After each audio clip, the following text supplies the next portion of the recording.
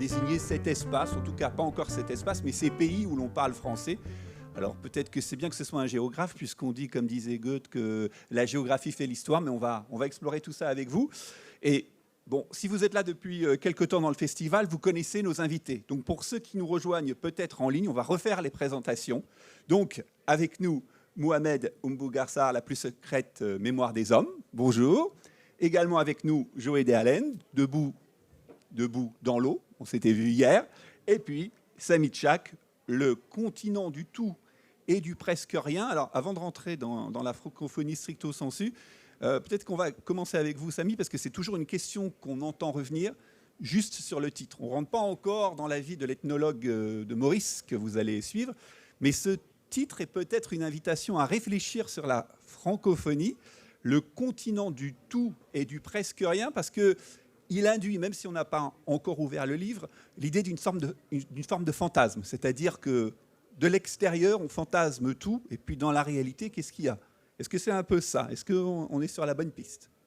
Et la réponse fut non. Donc on enchaîne. Là, je pense que ça... Oui.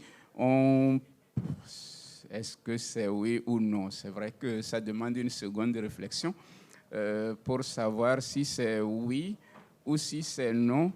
En réalité, le titre est parti quand même d'un clin d'œil. Le clin d'œil, il est juste un petit souvenir de mes études de philosophie. Me rappeler que j'ai fait des études de philosophie, même s'il ne m'est rien resté de tout ça. Donc, de Vladimir Yankelevitch, dans ce livre, Le je ne sais quoi et le presque rien. Donc, à partir de le je ne sais quoi et le presque rien, il y a un des 3 tomes qui porte le sous-titre du malentendu. Eh bien, le continent dont il est question ici est un sujet de malentendu dans la mesure où il fait l'objet de tant d'expertise. C'est le seul peut-être sur qui il y a une telle facilité de faire des expertises. Il y a une facilité de voir naître des experts. Quand on a fini d'en parler, même si on se réclame d'une vérité du dedans parce qu'on est originaire d'un pays africain, on est dans l'obligation de se demander de quoi on a parlé. On a dit tout, en vérité, on n'a rien dit de vraiment particulier, rien qui soit en rapport avec une vérité qu'on pourrait élargir à ce continent. On a tendance à oublier qu'il s'agit d'un continent, d'un grand continent, et que tous les discours globalisants deviennent peut-être des généralisations sans véritable fond.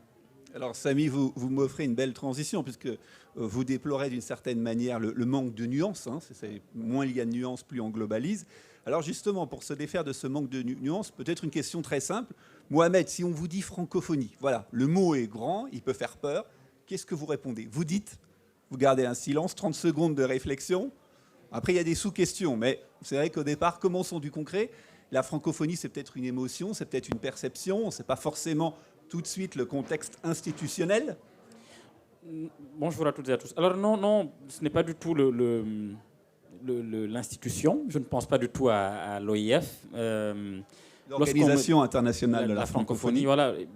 Lorsqu'on me dit francophonie, je pense que c'est d'abord pour moi une entrée littéraire. Et quand je dis littéraire, je me dis que ça a été mon accès à tous les grands écrivains que j'ai lus et que j'ai aimés et que j'aime. La francophonie, c'est d'abord une langue, tout simplement. C'est d'abord une langue qui est, pour moi, au départ, une langue qui a permis que m'arrivent des auteurs russes, des auteurs américains traduits, mais aussi que je découvre d'autres auteurs de pays différents, mais qui sont dans cet espace francophone. En tout cas, des pays dans lesquels on parle français. Pour moi, c'est tout simplement ça, d'abord, c'est la conscience qu'il y a d'autres espaces où on écrit et parle en français, et d'autre part, c'est la langue par laquelle me sont arrivés les grands écrivains. Pour moi, c'est tout simplement d'abord ça, avant toutes les constructions politiques ou toutes les fondations institutionnelles qu'il y a eu. C'est la porte d'entrée qui permet, et on reviendra sur ce sujet, de s'accomplir comme écrivain.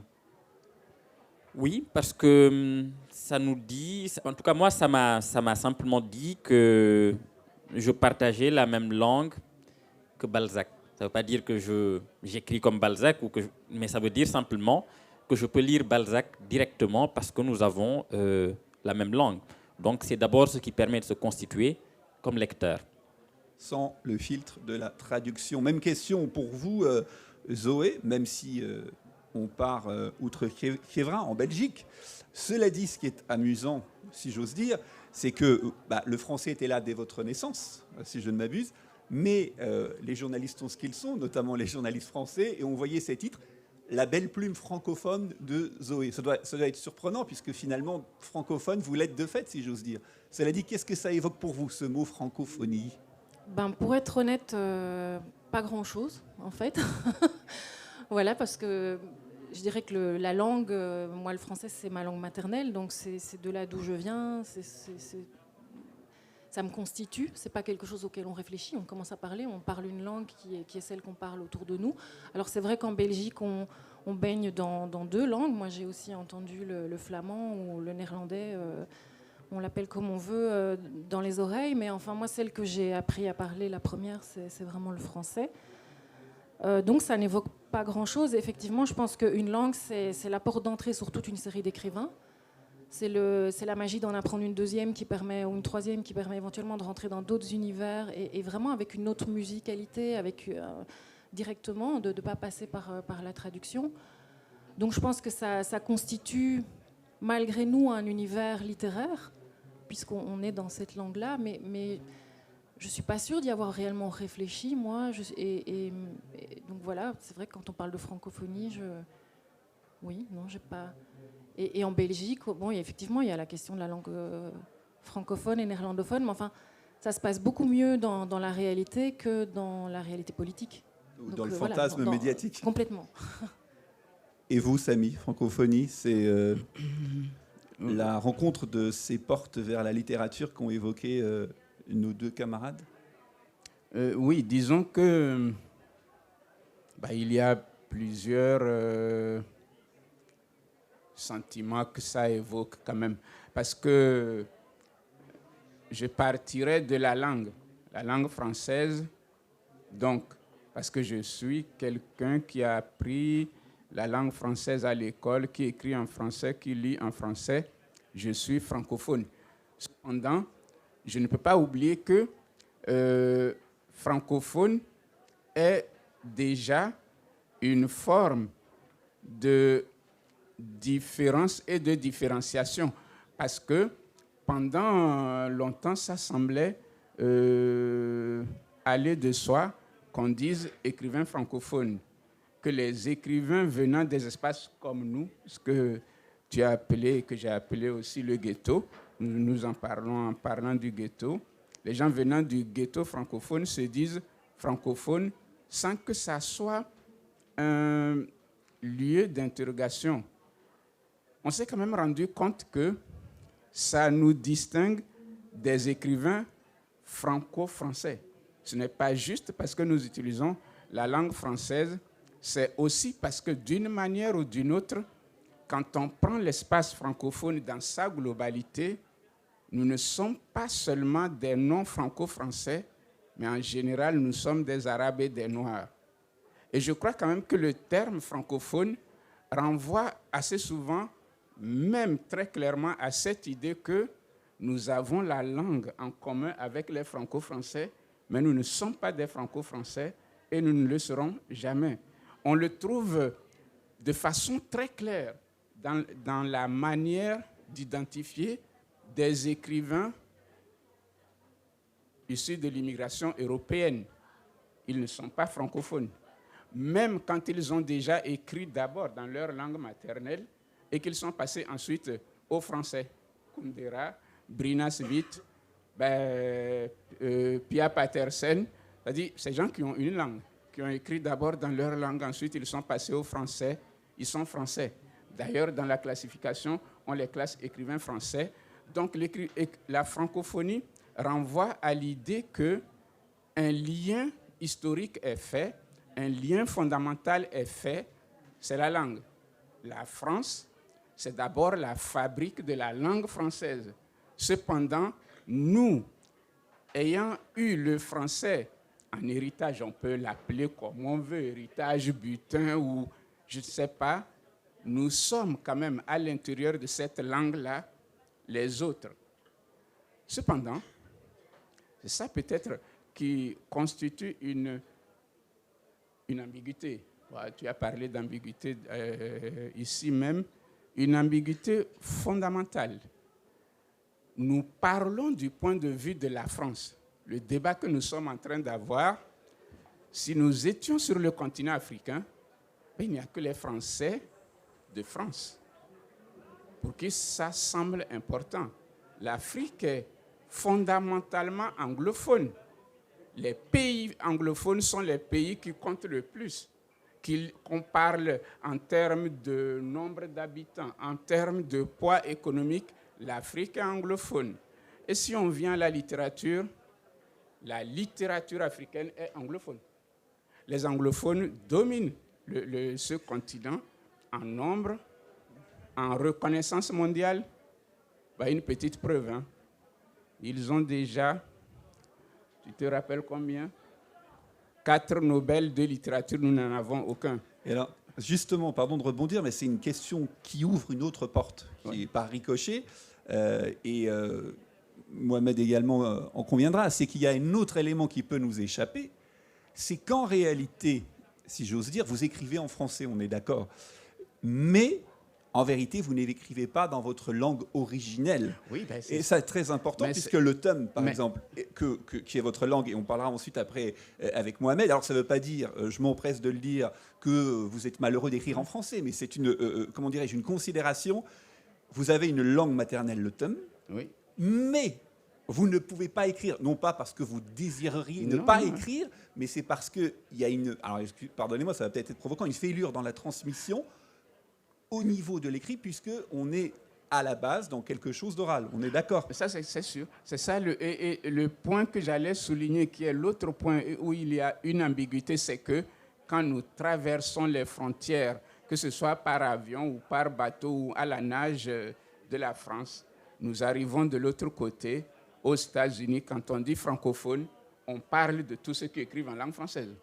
Il n'y a plus de distinction. Donc aussi des franco-français. Ah oui, mais aux États-Unis, quand on dit francophone, c'est tous les écrivains en langue française, qu'ils soient franco-français ou venus du Canada, parce qu'il y a quand même des Africains au Canada, au Québec comme les Blaise Ndala, ou du Sénégal. Quand on dit francophone, on parle des écrivains en langue française. La distinction ne se fait plus entre littérature française et littérature francophone.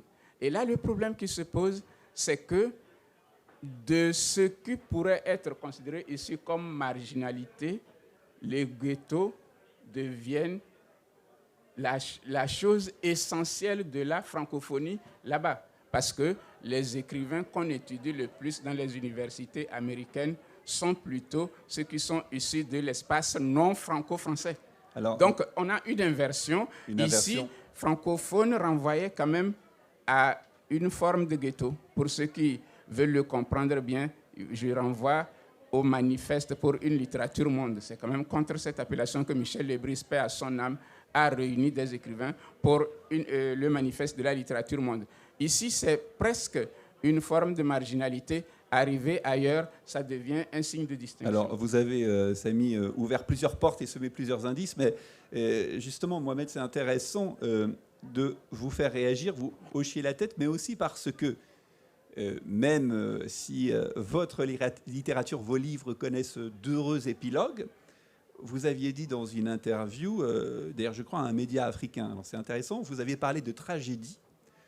Cette tragédie était laquelle? C'est que la scolarité, puisqu'on a parlé de la francophonie comme moyen d'accès aux écrivains, et personne ne s'en plaindra de découvrir Balzac ou d'autres, Romain Gary, etc. Néanmoins, ce qu'on ne réalise pas vu d'ici, c'est qu'en fait, vous n'avez pas eu, sauf erreur de ma part, d'enseignement dans les langues du Sénégal, qui aurait pu d'ailleurs permettre d'écrire en sénégalais. Donc là aussi, il y a ce qui paraît encore une fois surprenant, il y a ce réflexe que d'aucuns pourraient dire presque colonial, même si le français est une belle langue, qui fait que vous écrivez en français, mais la liberté d'écrire en français, vous ne l'avez pas vraiment choisie. Je ne sais pas si c'est exact, mais... Oui, oui. C'est une question qu'on pose évidemment aux écrivains africains en général et africains francophones en particulier. Pourquoi vous n'écrivez pas dans votre langue? Et à cette question-là, bon, moi, j'ai de moins en moins de patience au moment d'expliquer parce que le fait qu'il explique est un fait tout à fait simple. Il y a eu un fait colonial et c'est tout. Bon, certaines personnes oublient, je crois qu'il y a eu cette parenthèse-là qui a été très douloureuse et qui a eu ses conséquences. Et les conséquences sont celles-là. C'est qu'aujourd'hui, en tout cas pour moi et pour beaucoup d'Africains, disons, qui ont été sous la coupe coloniale française, oui, l'apprentissage se fait d'abord en français. Se fait peut-être même parfois exclusivement en français pendant tout le parcours. Et en effet, autant je suis tout à fait heureux que Balzac ou Jacques-Stéphane Alexis me soient arrivés parce qu'il y a eu le français en lien, autant parfois je regrette qu'ils ne me soient pas arrivés parce qu'ils ont été traduits en Wolof ou en Sérère et que je n'ai pas étudié dans ces langues-là. Donc oui, ça c'est une tragédie dont on a conscience et qui est redoublée par le fait qu'évidemment, on se demande toujours ce que serait devenue notre production littéraire si elle avait été écrite dans ces langues-là. Ça, c'est quelque chose qu'on ne sait pas. Évidemment, on peut corriger le tir, on peut se mettre à écrire en Wolof ou en français en se donnant les moyens de le faire, mais tout le monde n'a pas les moyens ou le temps de le faire, parce que c'est d'abord un temps considérable pour réussir à écrire dans ces langues-là qu'on n'a pas apprises à l'école. Donc, c'est un apprentissage personnel qu'on fait tardivement. Mais c'est vrai qu'on peut se poser la question, on se dit, mais qu'auraient été mes livres si je les avais écrits en Sérère ou en Wolof? Est-ce qu'ils auraient été plus riches? Est-ce qu'ils m'auraient permis d'accéder à des espaces de ma sensibilité auxquels ces langues plus proches de moi, en tout cas par la naissance, par la culture, m'auraient permis d'ouvrir? Voilà, ça, ce sont des questions, mais ce sont des questions tragiques. Parce que ces questions-là, beaucoup d'écrivains ne se les posent pas, parce que pour eux, c'est tout à fait différent, naturel d'écrire en français sans qu'il y ait une sorte de conscience tragique qu'il y a au fond. Après, une fois que cela est dit, ce n'est pas non plus toujours sous le mode de la plainte, évidemment. C'est d'abord constatatif aussi. C'est un constat, tout simplement. C'est une évidence pour vous, c'est une évidence, mais ailleurs. Voilà, pas pour tout le monde, mais maintenant que le français est ma langue d'écriture, toute la question est de savoir, avec cette langue-là, aller vers des choses essentielles, c'est-à-dire qui outrepassent la question de la langue. Parce que je ne suis pas non plus certain, ça c'est un débat que je n'ai pas encore tranché, que une langue soit nécessairement ait un accès direct branché à une essence de l'individu. C'est-à-dire que je ne suis pas sûr, par exemple, que si j'avais écrit en sérère, mes livres auraient été plus profonds. Ce n'est pas certain. Peut-être que j'aurais... Mais ce n'est pas une certitude que j'ai. Et ça c'est pour, casser l'idée qui est une idée coloniale d'ailleurs, qu'une langue est aussi porteuse de valeurs particulières. Et comme si ça ouvrait des inconscients inattendus en vous parce que vous auriez accès à telle ou telle langue. Oui, presque une amélioration de l'être profond. C'est un fantasme. Justement, je n'en suis pas sûr. Le jour où j'écrirai directement en Wolof ou en Sérère, je verrai si ça change fondamentalement quelque chose. C'est pas certain. Quand vous avez écrit La plus secrète mémoire des hommes, est-ce que vous avez pensé en d'autres langues que le français? Ou est-ce que veut dire écrire en français, c'est immerger au plus profond de soi, de cette francophonie intérieure? Ça fait tellement longtemps que j'écris en français, que je lis en français, que bien sûr, c'est devenu ma langue de travail, ce que tu appelles la langue de tête. C'est-à-dire, c'est la langue cérébrale. En tout cas, quand j'écris, ça me vient directement en français. Ça ne veut pas dire maintenant que par un travail qui peut sembler artificiel, mais qui est aussi un travail de littérature, je n'infuse pas dans cette langue-là des choses qui me viennent du sérère, par exemple. Que ce soit par des rythmes, par exemple. Ce n'est pas simplement l'artifice qui consisterait, parce que ça, c'est vraiment un premier degré, à faire apparaître dans le français des mots ou des expressions qui viendraient du sérère ou du wolof. c'est un travail plus profond qui concerne plutôt le rythme. Senghor a beaucoup travaillé sur le rythme, et notamment sur le rythme de la poésie sérère. Comment faire pour que ce rythme-là transparaisse, en tout cas apparaisse au moins pour soi dans le français, mais c'est une apparition dont ceux qui ne parlent pas sérère ne pourront pas mesurer l'effet. Mais au moins c'est un travail qu'on fait, en tout cas moi que je tente de faire, qui est assez, qui est encore assez balbutiement, forcément, mais que j'aimerais pousser, puisque un jour j'aimerais écrire en sérère, je ne l'ai jamais caché, et j'espère qu'un jour je pourrai le faire. Et à partir du moment où je pourrai comparer, ça deviendra intéressant. Parce que comparer, ça veut dire aussi que j'ai la possibilité d'accéder à plusieurs langues. Et là, c'est toujours plus intéressant, je trouve. Zoé, vous pensez qu'en tant que Belge, vous avez une rythmique particulière en maniant le français? Parce que, encore une fois, on en parlait avant que le début de la table ronde. Oui, pardon pour le micro. Mais on parlait du fantasme de certains journalistes qui disaient parce qu'on vient de tel endroit, on va manier la langue d'une telle manière. Et on se disait qu'il y a aussi des écrivains qui sont français et qui ont tendance à ne pas utiliser la langue de la même manière. Alors c'est peut-être un fantasme vu de l'extérieur. Alors je vais peut-être faire hurler certains Belges, mais je pense qu'il n'y en a pas beaucoup ici. Y a-t-il des Belges dans la salle? Mais la Belgique francophone, c'est presque une province française, quoi. Je veux dire, on est tellement proches que je ne suis pas sûre qu'on soit très exotique. Alors oui, effectivement, il y a des belgicismes, il y a, je pense, simplement cette richesse pour ceux qui ont vécu, comme moi, de l'autre côté de la frontière linguistique, il y a la richesse de grandir dans deux langues. Et avec, même si je parle très mal le néerlandais, je l'ai parlé un peu petite, mais là, je ne le parle pas, avec une rythmique, enfin, chaque fois, une langue a une rythmique différente. Mais non, moi, la francisation de la Belgique est tellement ancienne, je veux dire. Alors, tellement voilà, prégnante. ce qu'on a simplement perdu chez nous, c'est parce qu'il y a eu ce combat entre le français et le néerlandais, et donc des deux côtés de la frontière linguistique, ce sont des toutes petites provinces. Ce qu'on a perdu, c'est les parlers locaux, parce que chacun voulant devenir le français voulant vraiment s'imposer, et puis à un moment donné, le français a d'abord écrasé le néerlandais, et puis quand les néerlandophones, les flamands, ont voulu eux aussi s'imposer. Ils ont imposé le néerlandais, qui était plutôt la langue hollandaise, au détriment de plein de parlers locaux, à la fois côté flamand, à la fois côté wallon. Tous ces parlers, je pense vraiment que là, ils sont complètement anecdotiques, à part quelques mots qui se sont insinués comme ça. Donc ça, en quelques générations, ça a été perdu. Mais on est vraiment dans des situations tellement différentes ici que c'est évidemment... voilà. Ça n'a rien à voir, oui. Et c'est ce qui est aussi la magie du festival que de proposer ce kaléidoscope et cette rencontre des différences. Et si vous avez des questions, bien sûr, sur cette francophonie, n'hésitez pas, puisque vous, lecteurs, vous qui nous suivez ici ou en ligne, c'est aussi pour vous que l'on écrit.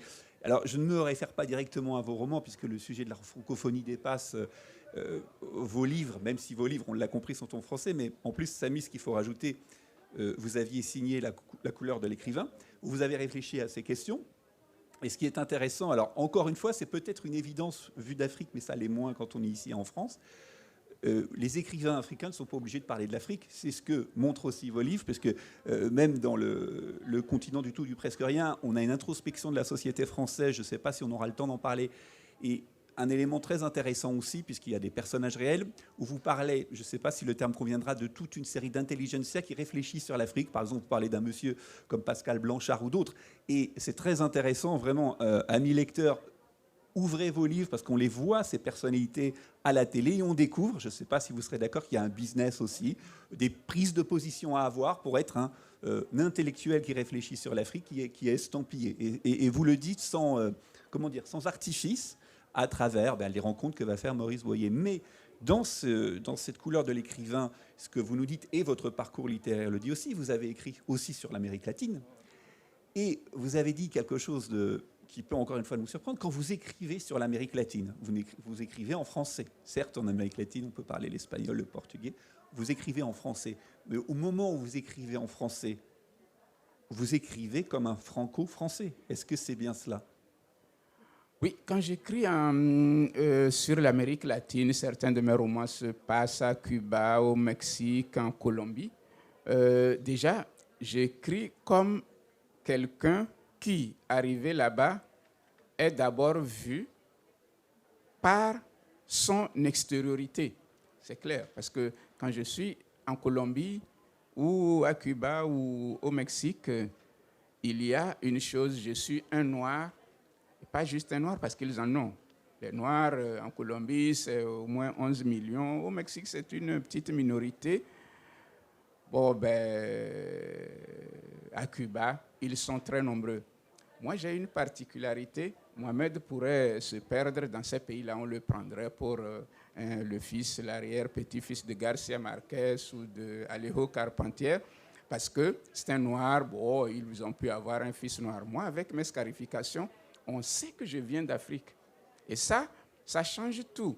Quand je suis là-bas... Juste sur l'extériorité, sans que vous n'ayez aucun mot à dire. Dans la couleur de l'écrivain, je l'ai même bien dit. Quand les gens me voient, c'est l'Africain. Donc le frère africain, il représente une part de l'authenticité perdue de ces Noirs qui sont eux-mêmes perdus sur un continent où ils ont eu le bonheur de conquérir des terres grâce aux chênes, hein, parce qu'ils sont aussi des concurrents, ils ne sont pas des Amérindiens. Donc, bien que j'écrive en français, c'est vraiment en africain que je vais dans ces pays-là. C'est parce que nous parlons de la langue, nous ne parlons pas de sensibilité. Même si je n'écris pas dans ma langue maternelle, j'ai eu quand même une éducation. Bercé par cette langue voilà, orale. Par cette langue-là, c'est pour ça que je tiens quand même toujours à préciser que la langue ne suffit pas. Ce qui compte aussi, c'est l'atmosphère dans laquelle on parle cette langue. Et quand je suis au Togo, l'atmosphère quand même de la langue n'est pas le français. D'ailleurs, le français ne structure pas le quotidien chez moi. Les gens s'expriment dans leur langue maternelle. Quand on est au Togo, on entend l'évé, on entend le mina, on entend le thème. Dans ce cas-là, le quotidien a une langue.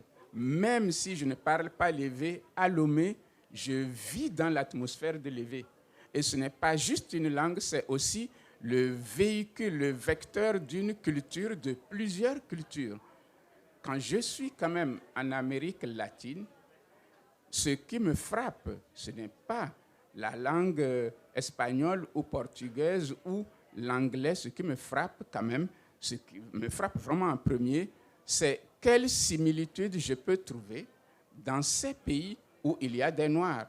Je recherche à travers des sociétés de transbordement où l'Europe a déplacé une partie de ses populations pour se retrouver dans la situation de domination directe. Je tente de retrouver cette part africaine qui reste là-bas. Je pars là-bas avec une petite idée que d'une manière ou d'une autre, je pourrais me retrouver un peu comme chez moi. La langue française intervient après, au moment où je suis en train d'écrire. Mais j'écris en français en ayant aussi cette culture, cette émotions, culture c'est et ces émotions même. qui me viennent d'ailleurs, mais aussi cette part de filiation volontaire qui me vient de mes lectures des écrivains latino-américains. Oui. Voilà.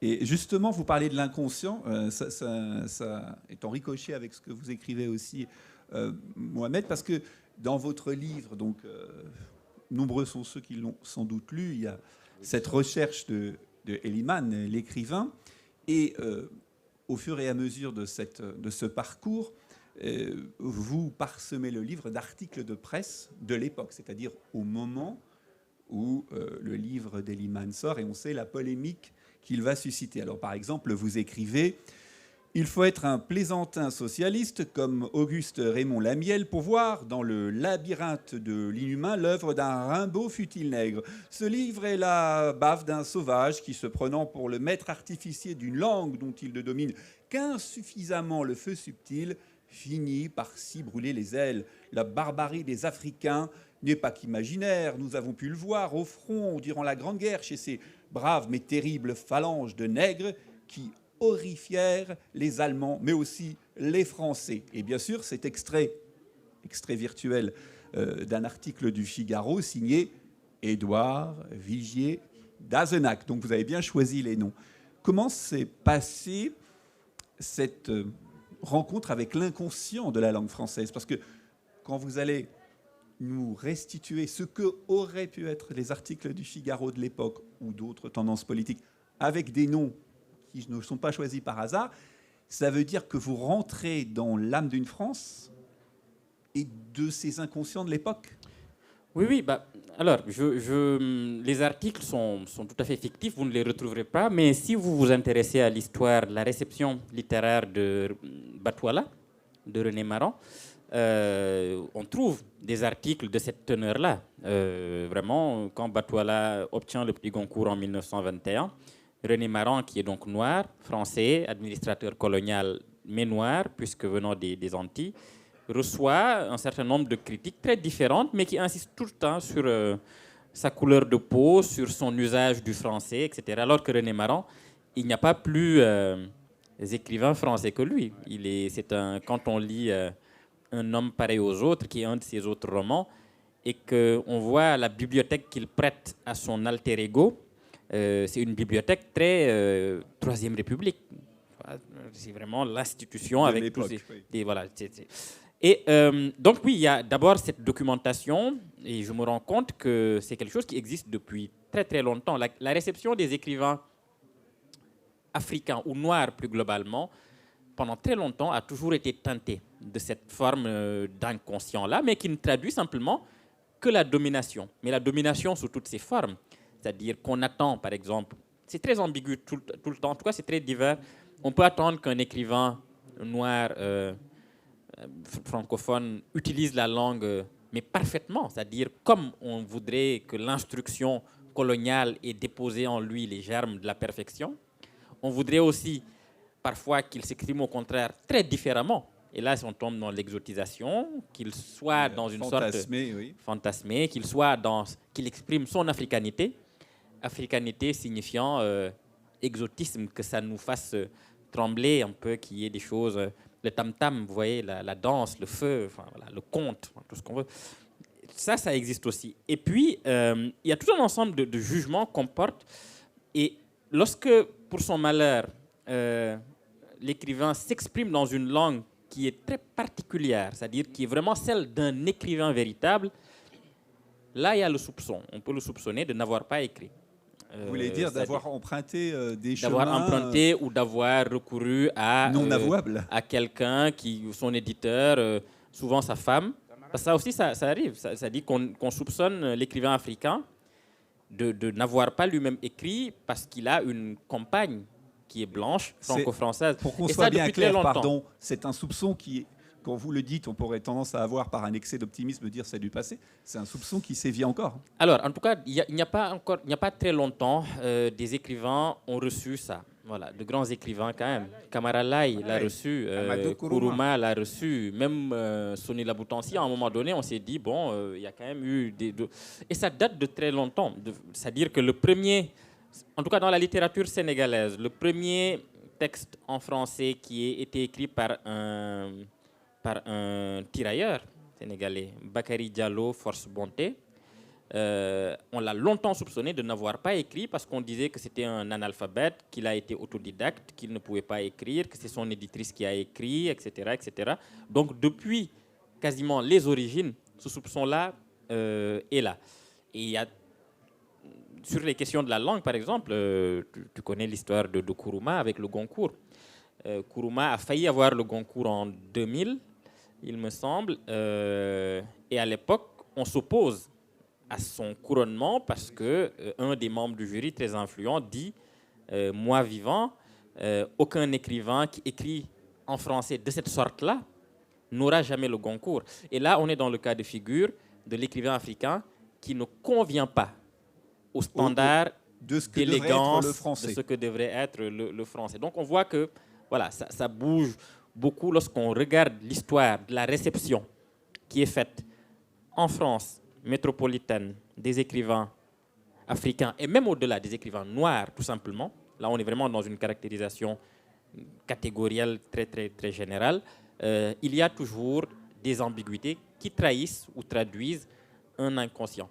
Aujourd'hui, je pense tout de même que c'est en train de disparaître. Vous n'avez pas été victime de ces suspicions? Non, moi non. Et je pense que beaucoup de mes contemporains ne le sont pas. Mais il y a quand même toujours... Bon, ce n'est jamais directement exprimé, mais c'est ça toute la subtilité aussi d'un inconscient. C'est là toute la subtilité d'une situation qui a été une situation de domination et qui l'est aujourd'hui encore jusqu'à un certain degré.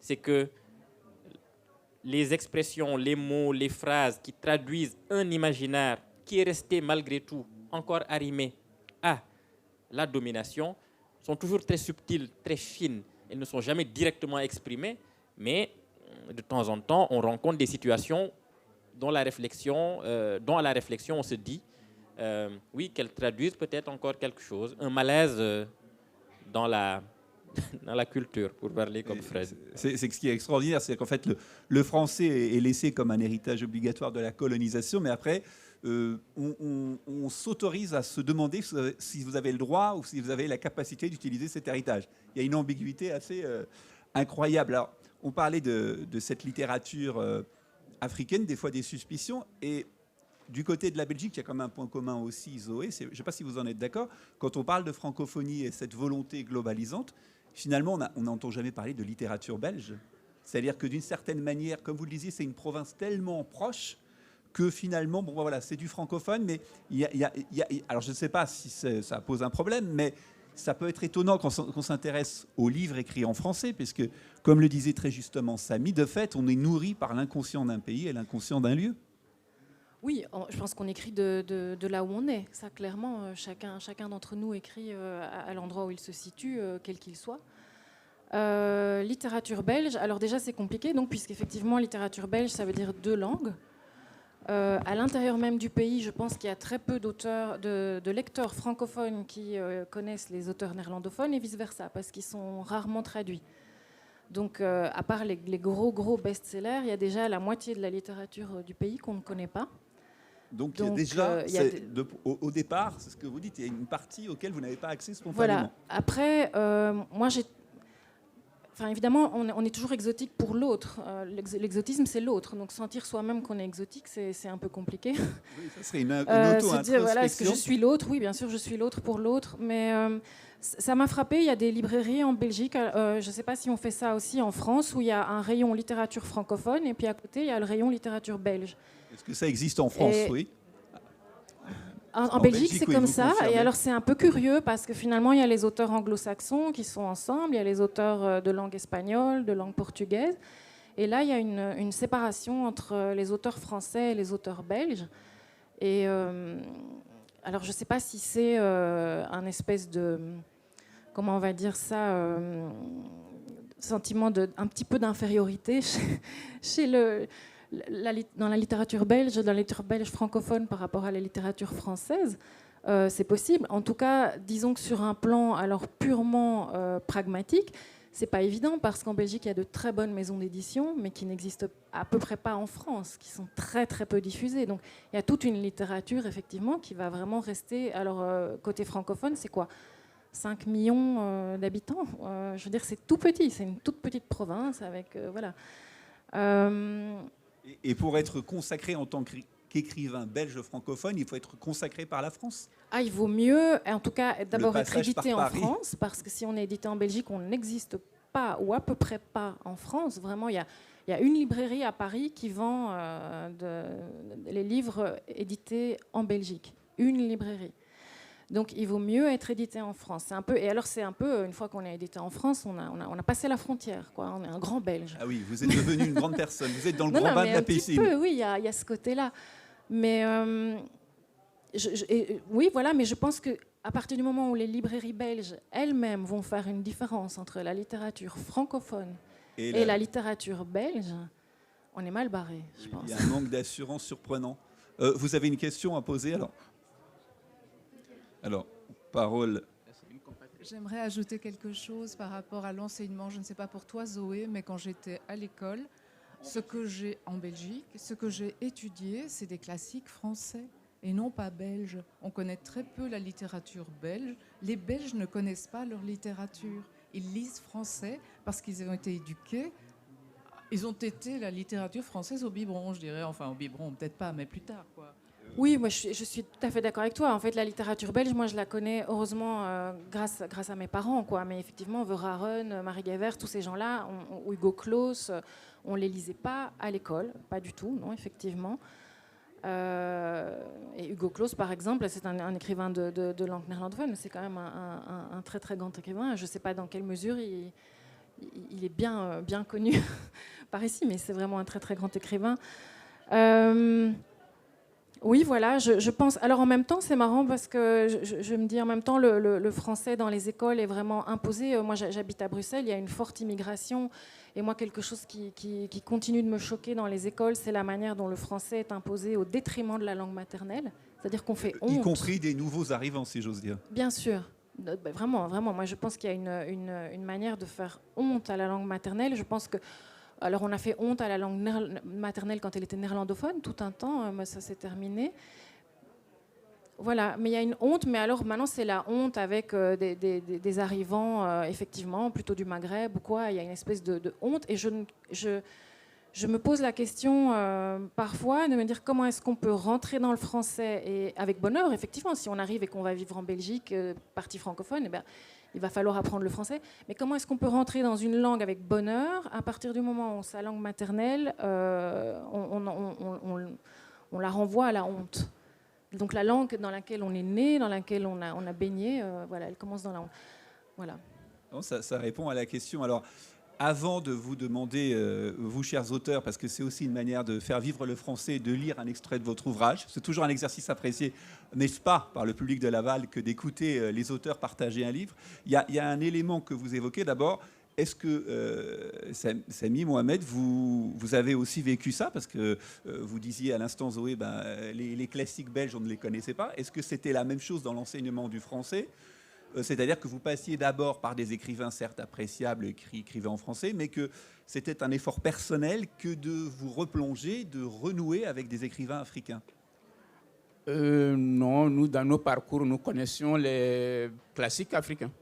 Oui, on avait quand même au programme L'aventure ambiguë, L'enfant noir, Les soleils des indépendances, Maïmouna, Sous l'orage, Le monde s'effondre. Nous connaissions les classiques africains. Anglophones, francophones, nous connaissions peut-être un peu moins les lusophones, mais nous connaissions nos classiques. Et Mohamed, ils étaient au programme. Oui, c'est la même chose. Ils sont au programme. Donc on les découvre en même temps, quasiment qu'on découvre les grands classiques français, si on veut. Oui, à commencer par Senghor et les autres. Donc, on connaît nos classiques en français, je veux dire. Ouais. Après, pour découvrir en tout cas pour le Sénégal, par exemple, parce que la littérature est très orale, ce qu'on appelle une littérature orale qui n'a pas été, pour la plupart, transcrite, écrite. C'est beaucoup plus tard, vraiment, qu'on redécouvre des poètes, par exemple. Comme par exemple comme quelqu'un comme Serigne Madiakhaté Khalla, ou même... C'est plutôt de la poésie religieuse, souvent, qui a été écrite, qui a été dite souvent en Wolof, et qui a été transcrite en arabe, et plus récemment en français. Donc la langue a déjà subi plusieurs filtres. Plusieurs filtres, mais ce qu'on pourrait appeler la littérature, comment dire... qui a été traduit en Adjami. L'Adjami, c'est cette langue-là, ce procédé plutôt, qui permet de traduire en arabe ou en français, donc les deux langues coloniales, finalement, du Sénégal, des textes qui ont été dits pour la plupart. Et après, je peux aussi considérer comme littérature des choses qui viennent maintenant de ma culture profonde, du Serer, des chants, des poèmes que j'entends. Je peux considérer que c'est de la littérature.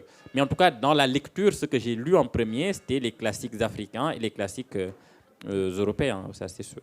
Alors, pendant que Zoé, je vous laisse regarder comme c'est sportif, réfléchir à un extrait que vous voulez partager. Il y a une autre question que je voulais vous poser aussi à tous deux. C'est quand vous écrivez, se pose peut-être plus que pour d'autres écrivains africains la question de pour qui vous allez écrire. Parce que quel est le nombre de locuteurs des langues? Vous voyez ce que je veux dire? C'est que, est-ce qu'il y a un public pour lire ce livre? Est-ce que ça veut dire que quand si admettons que vous ayez la possibilité d'écrire dans ces langues qu'un jour vous posséderez suffisamment pour écrire? Est-ce qu'il y a un public où là aussi, il y a je suis désolé d'employer le terme, mais presque une dictature du marché qui fait que si on veut exister, de toute façon, je suis obligé de passer par le français ou par l'anglais? Ou c'est peut-être faux ce que je dis? Oui, ben, pour nous, je pense que Mohamed l'a dit au départ, cette question quand même de la langue d'écriture qui est posée à nos pères ou à tes grands-pères, parce que depuis les Senghor, la question, on leur a posé cette question-là. Elle est même l'une des questions les plus paradoxales en littérature, parce que les écrivains africains de langue française ne se sont pas retrouvés dans une situation de choix. C'est imposé. Oui, voilà, ce n'est pas au-delà de l'imposition quand ils arrivent à l'écriture, ce n'est pas comme s'ils avaient... Ce n'est pas Kundera qui choisit d'écrire en français alors qu'il a sa langue. À un moment, ils se sont retrouvés à répondre à la question du choix comme si le français était un choix alors qu'ils ne savaient écrire qu'en français. Ça, je crois qu'on oublie quand même que la plupart d'entre nous, dits francophones, ne savent écrire qu'en français. Donc, c'est quand on nous pose la question du choix qu'on se met à nous poser nous-mêmes cette question, mais c'est quoi le choix? Un choix qui n'existe pas. Nous avons écrit en français puisque nous sommes allés à l'école, nous tous ou certains, à l'âge de 6 ans, certains encore plus tôt, nous avons appris le français comme entre-temps, dans la fabrique de la langue et de la nation. Ça a été le cas en France des Occitans ou des Bretons, c'est-à-dire, à un moment, leur langue ne compte plus, ils ont écrit en français. Même si certains ont honoré leur langue jusqu'au Nobel comme Mistral, on sait quand même que globalement, les Français, ils écrivent en français. À ce moment-là, ce serait quand même un peu difficile si on posait à un écrivain d'origine bretonne pourquoi il écrit en français le choix qu'il a fait alors qu'il n'écrit pas, lui, le breton. C'est vraiment une question un peu qui n'est pas aussi simple que ça et qui n'a pas une réponse aussi simple pour nous. Ce n'est pas du tout un choix. La langue, on a fini par se poser ces questions sur elle parce qu'on nous pose des questions. Donc, à un moment, nous posons, moi je me pose une question et ça fait partie de nos discussions, Mohamed et moi, on a même commencé à écrire un livre à deux sur ces questions-là. Donc c'est une primeur que vous nous faites. Parce qu'on nous la pose, on s'est demandé pourquoi en France, on insiste, on veut vraiment nous faire comprendre que vous avez beau avoir le Goncourt, vous ne serez jamais nous. Parce que cette question-là de pourquoi vous écrivez en français n'est pas aussi anodine. C'est en France qu'on la pose avec insistance. Par exemple, avant qu'on entre ici, je lui disais, ce débat, c'est pour toi, parce que toi, tu pourras quand même en parler mieux que moi. Parce qu'elle est à la fois intéressante et un véritable calvaire. Pourquoi je dis calvaire? Parce que, à force quand même d'avoir à répondre à cette question, quand nous sommes quelque part dans un festival littéraire, nous parlons de tout sauf de littérature. Et même quand nous estimons qu'il faut en finir avec et que nous écrivons des essais, c'est quand même pour ça que j'ai écrit La couleur de l'écrivain, en répondant à ces questions et en montrant ce que ça signifie, le fait qu'on pose cette question à répétition, nous aurons à répondre à ces questions-là. C'est-à-dire, à un moment, elle obstrue l'horizon même littéraire, c'est-à-dire, nous sommes presque dans l'obligation de nous justifier d'écrire en français, alors que nous avons quand même largement une possibilité de discuter de littérature. Ça, c'est quand même souvent frustrant de dire les questions auxquelles on répondait avant que nous ne soyons nés nous sont encore posées. Et il n'y a pas un festival où un Africain n'a pas une table ronde où il doit dire pourquoi il écrit en français. Non, c'est vrai, tu as déjà connu, alors, tu es jeune. Mohamed, est-ce que ça fait la 7000e fois qu'on vous pose la question? Allez-y, n'ayez crainte. Écoutez, oui, Non, mais réponds honnêtement quand même. Oui, répondez honnêtement à ce stade de la compétition. Alors oui, ça arrive très régulièrement. Ça arrive très régulièrement. Il faut le prendre avec plus ou moins de philosophie. De philosophie, de distance, d'ironie, tout ce qu'on veut. Mais oui, ça arrive très régulièrement. Et Certains jours, on n'a pas la force de répondre, d'autres jours, on fait l'effort. Et puis, à certains moments, moi, je le disais, je suis de moins en moins patient pour ces questions-là. Sauf à Laval, finalement. Merci. Hein. Non, mais non, c'est pas tout à fait la même chose. Mais la plupart du temps, je les expédie ou je fais semblant de ne pas comprendre la question. Parce que, au bout d'un moment, oui, on est fatigué. Pardon de vous interrompre, mais ça me fait penser aussi à une interview où le journaliste vous demandait, et moi, ça m'a fait rigoler en tant qu'auditeur, n'avez-vous pas l'impression que la langue française est maltraitée par certains ?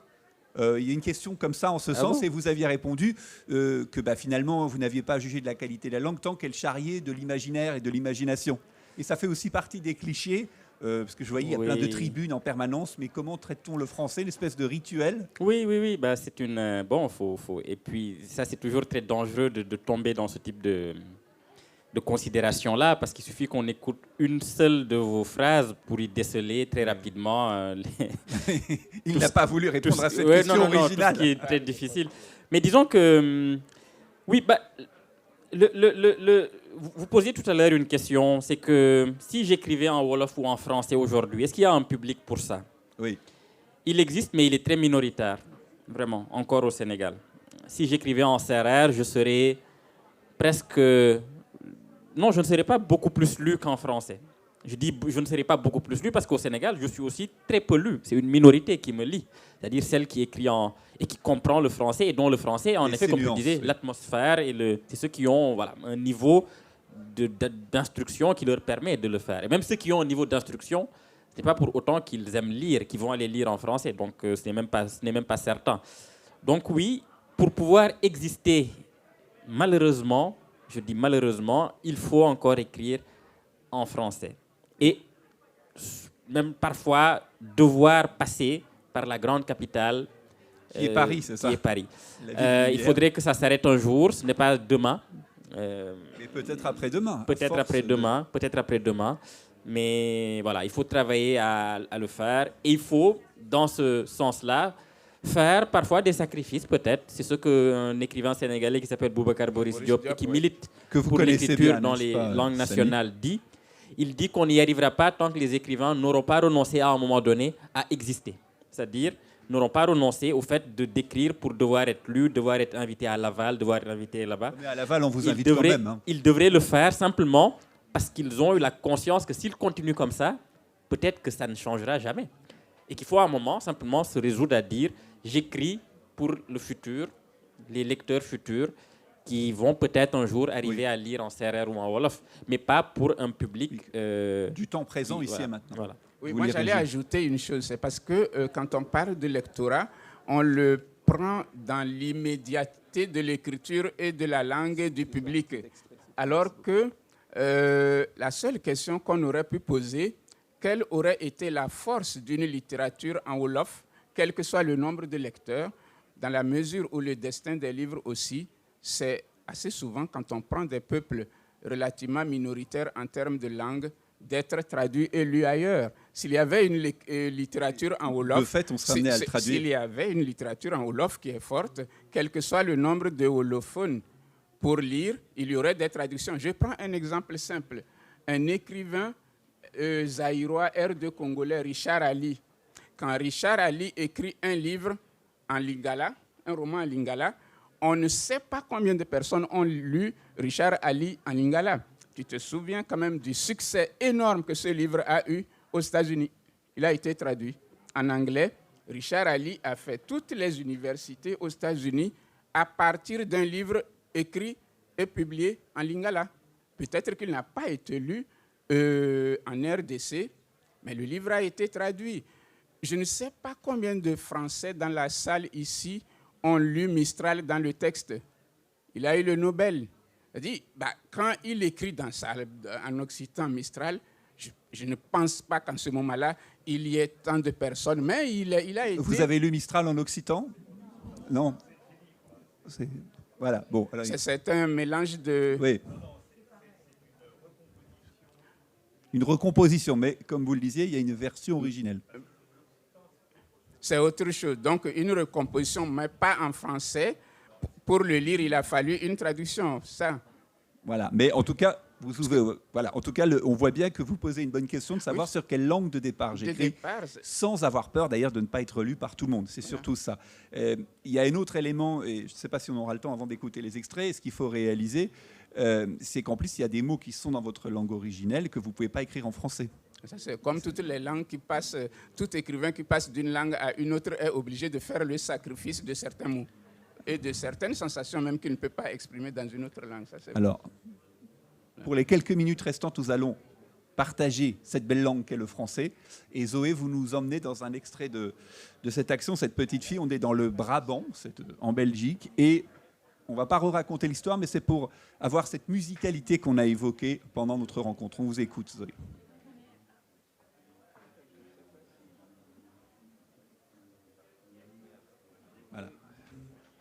Voilà. Donc c'est le Brabant et c'est le Brabant flamand. Donc exactement. Voilà, ça ne va pas se sentir dans l'extrait ici, mais on est côté néerlandophone. Cette terre n'est pas faite pour la chasse. Peut-être qu'il y avait plus d'arbres avant, sans doute même des forêts, mais c'était il y a tellement longtemps que personne ne s'en souvient. Le gibier non plus. Ça ne veut pas dire qu'il n'y a pas de chasseurs, mais simplement qu'ils n'ont pas grand-chose à tuer. Des faisans en saison. On n'en voit pas un seul au printemps ou en été, et d'un seul coup, à l'automne, ils sont là, comme s'ils tombaient du ciel, plus gras que des poules et aussi immobiles que des cibles. Et puis il y a les lapins, qu'on peut chasser toute l'année parce qu'il y en a trop, malgré la maladie qu'on leur a donnée. La maladie les rend aveugles. Ils n'osent plus bouger, ils restent pétrifiés et ils tremblent. On dirait qu'ils ont de la fièvre. Peut-être qu'ils ont de la fièvre. Quand les chiens trouvent un lapin malade, ils se mettent à lui tourner autour en aboyant, comme si le lapin n'était pas aveugle, mais sourd, et qu'il suffirait de lui hurler un bon coup dessus pour qu'il entende enfin et qu'il détale. C'est ça qu'ils veulent, les chiens, que le lapin détale pour pouvoir l'attraper. Un lapin qui ne bouge pas, qui tremblote sur place, ça ne les intéresse pas, et ils finissent par s'en aller. Parfois, ils grattent le sol de leurs pattes arrière en partant, pour faire mine de l'enterrer, comme un déchet. Un jour, j'ai vu Baron lever la patte et faire pipi sur un lapin malade. Les chasseurs disent qu'ils vont abattre Baron parce qu'il fait fuir le gibier. Mais c'est juste un prétexte. Ce qu'ils veulent, pour une fois, c'est une vraie proie. Tuer autre chose qu'une grosse poule ou un lapin malade qui tremble. Voilà, on était dans ce Brabant flamand, avec cette ambiance aussi très, très rurale qui pourrait nous parler aussi peut-être dans certains villages français. Mohamed, est-ce que vous avez choisi un extrait ou est-ce que l'épreuve est une épreuve insoluble? C'est difficile. Samy? Alors, Samy a choisi. Laissons... Je n'aime pas lire, tu le sais. Ah bon, bah alors désolé, décidément... Je n'aime pas du tout, mais bon. J'ai choisi de lire et généralement, quand je lis, je chasse les potentiels lecteurs qui ne sont déjà pas si nombreux. Donc, soyez fidèles jusqu'au bout, ça a une importance particulière. Non, parce que je lis si mal que, bon, j'ai quand même la chance, ma compagne lit pour moi qui est écrivain, bon, ben, elle n'est pas là. Donc, voilà. Tout est expliqué, on vous écoute, avec bienveillance. Je ne sais pas à quel moment ma main était remontée de la main d'Aurélie jusqu'à son sein gauche. Masse molle sans la moindre note de sensualité, même avec tous les efforts de l'esprit pour y faire venir la fermeté qui habitait encore les souvenirs. Cependant, l'instant lui-même se chargea d'un parfum érotique. C'était un miracle, après tant d'années et de cette façon-là, alors que nous parlions juste de la barbarie humaine. Le corps dans lequel je voyageais maintenant depuis quelques minutes me parlait à la fois de moi et d'Aurélie, donc de nous deux, de nos années communes, de la pente du temps où nous étions désormais situés pour la dernière glissade. Alors que je continuais mon voyage dans ce corps, qui me semblait une découverte, la découverte de l'étrangère qui habitait mon épouse, je me demandais si ce que nous étions en train de vivre sur le canapé allait demeurer une sorte d'égarement ou provoquer une étincelle capable de rallumer ce feu qui, naguère, durant les décennies, nous avait embrasés.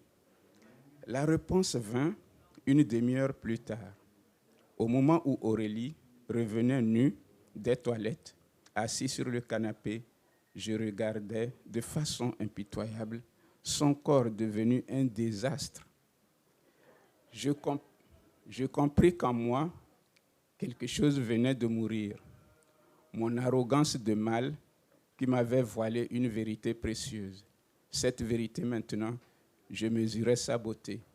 C'est avec ce corps en déclin, celui d'Aurélie, que mon corps en déclin coulerait vers sa fin sans le moindre complexe.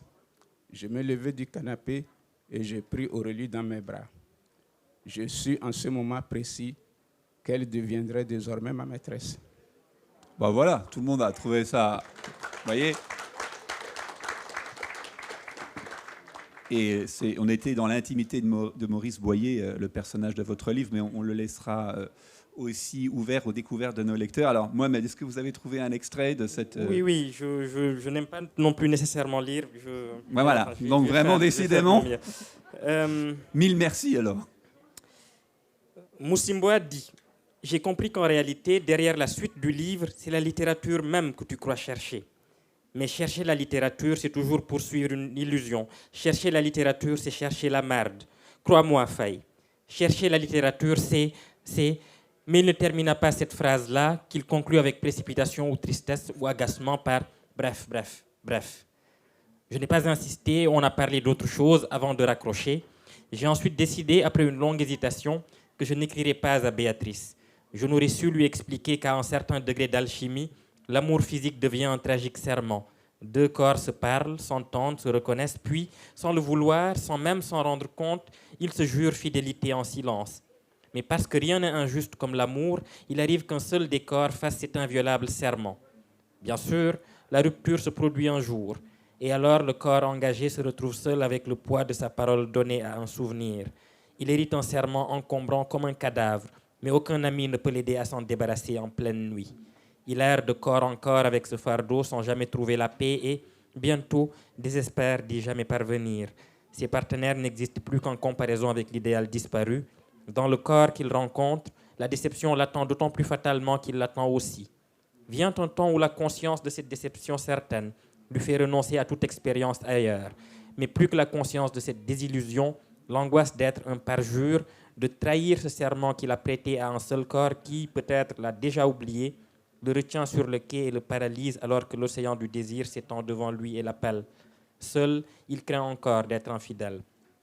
Pour décrire l'amour de sa mère, qu'il n'a plus jamais retrouvé dans aucun autre, Romain Gary parlait d'une promesse de l'aube. Pour l'amour charnel, je dis, moi, qu'il y a quelquefois un serment de la nuit, je l'ai prêté à une autre femme il y a plus d'1 an. Non, je n'aurais pas su expliquer cela à Béatrice Nanga, elle m'aurait vomi son rire au visage. Cette femme n'est plus là, son sceau est puissant et je n'en possède pas la clé. Depuis son départ, tout corps féminin m'effraie et même mes plus profonds fantasmes cèdent devant cet intraitable fantôme. Tant que j'avais désiré coucher avec Béatrice, mon corps l'a réclamé. Il avait pourtant suffi que l'occasion se présente pour que mon corps se rappelle sa loyauté passée et s'éteigne. Merci pour cette lecture qui était tout à fait agréable. Merci à vous d'avoir partagé vos parcours sur l'autel de la francophonie, sur l'autel de la lecture francophone. Et comme disait Marcel Proust, qui est finalement dans l'époque et dans le temps, tant que la lecture est pour nous l'initiatrice dont les clés magiques nous ouvrent au fond de nous-mêmes la porte des demeures où nous n'aurions pas su pénétrer, son rôle dans notre vie est salutaire et je pense qu'on sera tous d'accord. Merci beaucoup. Merci.